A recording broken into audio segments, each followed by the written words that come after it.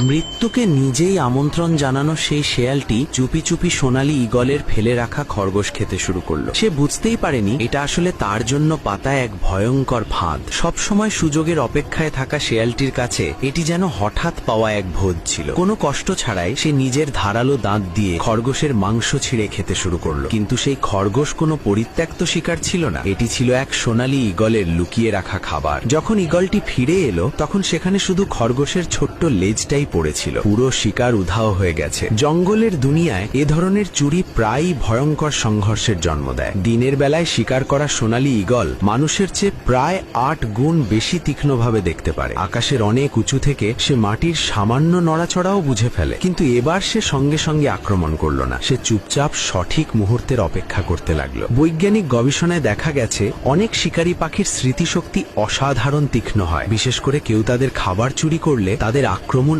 আরো ভয়ঙ্কর হয়ে ওঠে। আর ঠিক যেমনটা ঈগল ভেবেছিল, লোভী শেয়ালটি আবার ফিরে এলো। নিজের খাবার জমিয়ে রাখার অভ্যেস আর অতিরিক্ত লোভের কারণে সে খরগোশের বাকি লেজটুকুও নিয়ে যেতে চাইছিল। সে বুঝতেই পারেনি এবার সে খাদ্য শৃঙ্খলের সবচেয়ে ভয়ঙ্কর শিকারীর সঙ্গে ঝামেলায় জড়িয়েছে। সোনালী ঈগল শুধু আকাশের রাজাই নয়, বাতাসে শিকার ধরার এক অতুলনীয় ওস্তাদও। শেয়ালের প্রতিটি নড়াচড়া তখন থেকেই ঈগলের তীক্ষ্ণ চোখে বন্দী ছিল। শেয়ালটি নিশ্চিন্তে বসে মাংস ছিঁড়তে থাকে, এমনকি হাড় পর্যন্ত টেনে ঝোপের ভেতরে নিয়ে যায়। এই পুরো সময়টাতে ঈগল অবিশ্বাস্য ধৈর্য ধরে অপেক্ষা করছিল। তার এই নীরব অপেক্ষা ছিল এক অভিজ্ঞ শিকারীর নিখুঁত পরিকল্পনা। যেই মুহূর্তে শেয়াল শেষ টুকরো মাংসটাও টেনে নিতে গেল, ঈগল আক্রমণ শুরু করলো। সে ইচ্ছে করেই এতক্ষণ অপেক্ষা করেছিল, কারণ দীর্ঘক্ষণ খাওয়ার ফলে শেয়ালটি ক্লান্ত হয়ে পড়েছিল এবং তার সতর্কতাও অনেক কমে গিয়েছিল।